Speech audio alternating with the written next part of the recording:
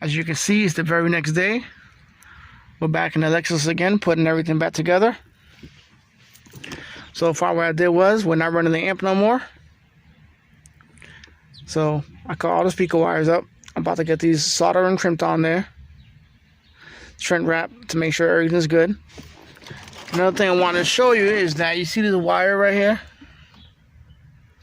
No, you can see it, but it's red with green on it. And our connector is the one that's far off to the right, top right corner,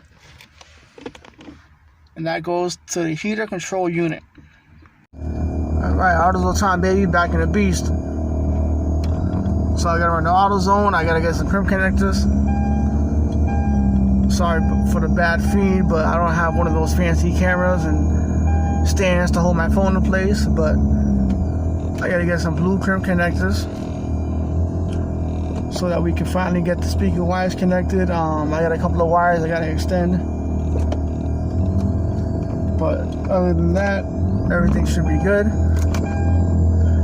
My main concern with the Lexus is pretty much getting it back on the road. I had a couple of things that I want to upgrade back to the future, just so that the car can be, in the millennium with the USB chargers and stuff like that. And basically I put that in a factory location because my plan was to still have it be aftermarket, but at the same time have a little factory on the same deal.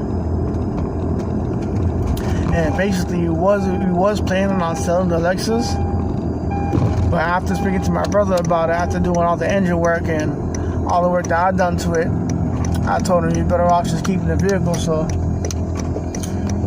you're pretty much going through all the wiring to make sure the wiring is good. Once I know that the wiring is good, then we're gonna take it from there. We're gonna charge that battery today too, make sure the battery is nice and fully charged. And then we also got a small antifreeze leak from when I took off the plenum, did a brand new starter on the car, so I gotta check that out, see where the leak is coming from. Hopefully it's not a big deal. I also did pick up a wiring diagram for the car, so we got a whole manual. I think it's like a 300-page manual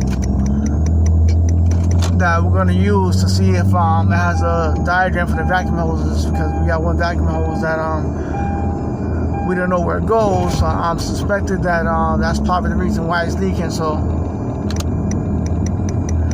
hey, stay tuned, more videos on our way.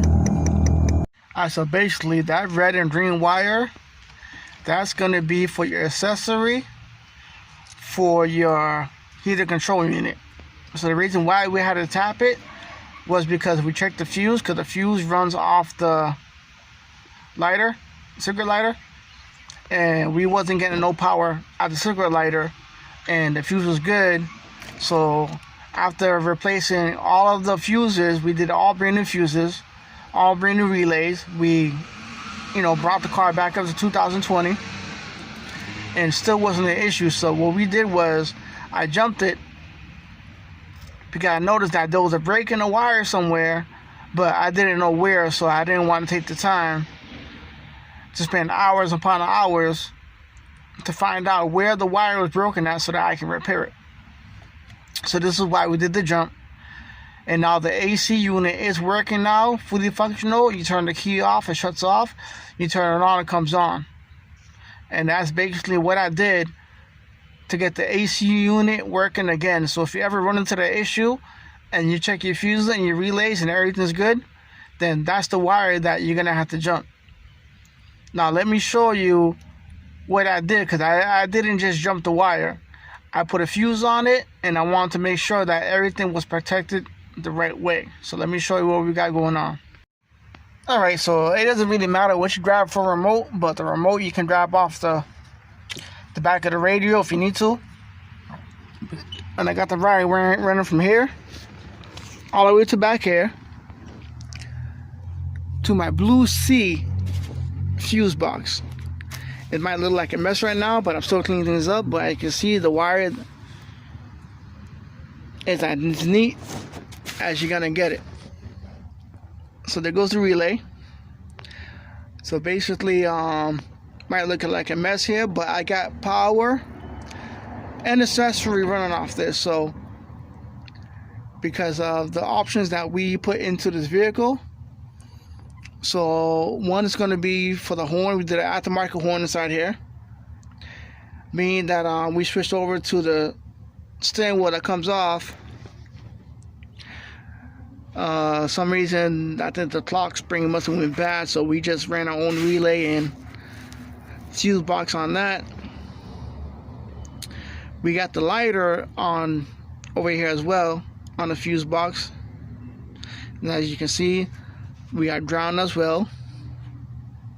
One fuse box come with a nice little cover. Let's see if I can find that cover. Well, if I do find that cover, oh, yep. So this is the cover. Basically goes like that.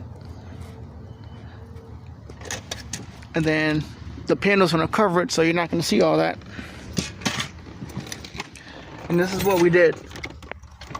So we took out the old cigarette lighter. We got some USBs in there now, you know, bring them to the future. So now, if you don't have the old cigarette lighter port, you can upgrade that. And that's all we did. As you can see, the night is finished. It's looking good again. Interior finally put back together. Rear deck looking beautiful. About to get ready to put the car cover on.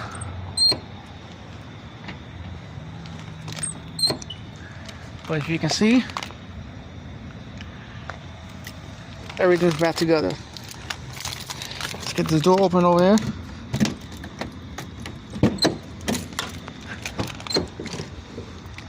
There you go. Finally back together. Wires looking nice and neat. We're still looking for a carpet, so if anybody knows anything about a clean SC carpet, preferably black, I'll be interested. See, the fuse box was right here, but now it's behind this panel, so you can't see it. Rear deck looking nice. As far as the seats go, we're not using the seats anymore. They're all gonna get thrown away because we're gonna do a rear seat delete from the kit that we seen online, that's stainless steel, and then we're gonna be putting a roll cage back here too, like a half cage. That's most likely it's gonna have to get welded to the frame, but she's looking good once again. Finally back together. Those are the custom made door panels that we did last time. Stereo system sounds exceptional in this car. Everything's looking good. A couple more panels I still gotta go put back together. As you know, we also did push to start in the vehicle. It does work.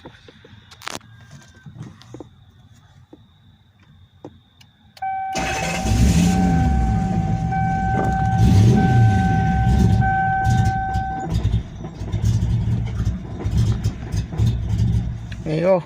Car's still running a little rough, but that's a game that we play.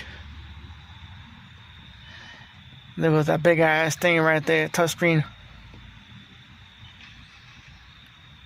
So hey, look forward to more videos. Comment this if you want to, and we'll catch you next time around.